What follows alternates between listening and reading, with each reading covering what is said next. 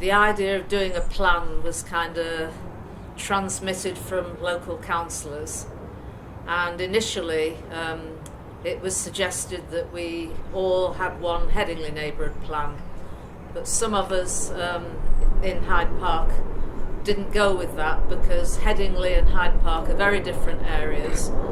They've got different characters, they're physically different, the housing, the demographics are different, the economic situation is different, because outside the transient student population there's a lot of poverty and social issues in Hyde Park. Which is nevertheless a really strong community, as witnessed we put on Hyde Park Unity Day every day, and everywhere you walk around you see people you know. So we went with the idea of a Hyde Park Neighbourhood Forum, and that's how it started. Hyde Park is raw, it's grassroots, it's local. It's fundamental to like our local identity here, that we stick together and continue together. Having been living in the area for the last 35 years and loving Hyde Park as an area, it seemed like a good thing to get involved with. Shared histories, basically. And I think I'm the newest kid on the block. I've been sharing history with you, lovely trio, for the last about 6 years since I arrived as the vicar of Hyde Park. Johnny come lately is all right. It's come in and blended well. Yes. Cool. Totally adopted. Yeah. And it has been lovely to be taken into Hyde Park's heart. So I love it here very much. There are a lot of streets in the area that are like 80% students, which is not good for anybody, because you can't. It's very difficult to keep a neighbourhood feel and atmosphere when 80% of your neighbours change over every 10 months.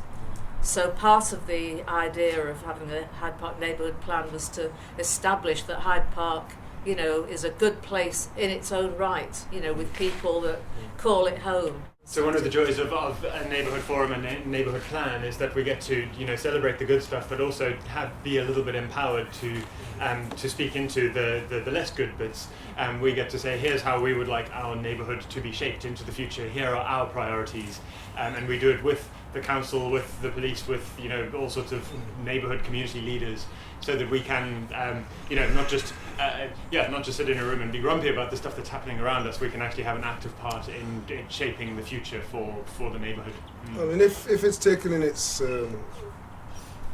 honesty, I mean, if it was really applied well, this whole idea of neighbourhood forum is a fantastic idea. It basically allows local people empowerment in the planning process, because it allows you to set standards or policy guidelines whereby you can have a certain area could be zoned as an industrial area or an employment area, as a housing area, certain green quality space. features, green space, things like that. This all needs to be, and that means involvement with the local communities. It needs to be worked out practically and applied practically. The plan is a planning document and is therefore legally binding on the council. So once we've got it finished, in theory, that should enforce them to follow the wishes of the local neighbourhood. We're basically the very last steps of getting it seen by a member of the council whose job it is to oversee this and check that all the wording is all right. And most of our encouragement has come from a couple of council officers. Part of it, Yes. And there's a kind of, the way I see it, there's a formal planning side to it, and the neighbourhood plan, and then there's the forum, which is gathered around the plan document.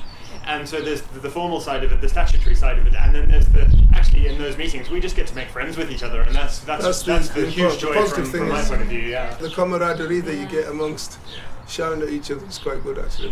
One aspect that I have particularly liked is that because you've got so many people who are all interested in the area, you find out things about the area you had no idea of. Exactly. So the whole history of Hyde Park, discovering that Hyde Park isn't the name for Woodhouse Moor, it's the name for the royal park that used to be under where all of the houses are now.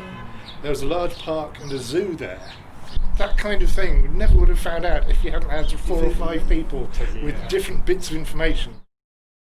Get as many meetings as early on as possible while you still have the momentum. That I think would be my overriding advice, because this has dragged on for us for what, 4 years now. Well, no, over 5. We had to get redesignated. Yeah. It's 5 years since Yeah. we originally started. And the momentum has been a little bit lacking I recently. think on hindsight, Yeah. what would be useful for any other group setting up is a certain checklist of, like, and just a one sheet or something that we could give to people if anybody was inclined to set up something like this. That, this is what you have to do, and this is when you have to do it like this, and just tick it on. Yeah. And you really need a core. I mean, it's always the case whenever something starts. That there's a core set of people that actually push it, That are involved in and other then things as well. and then they have to go out to the wider community.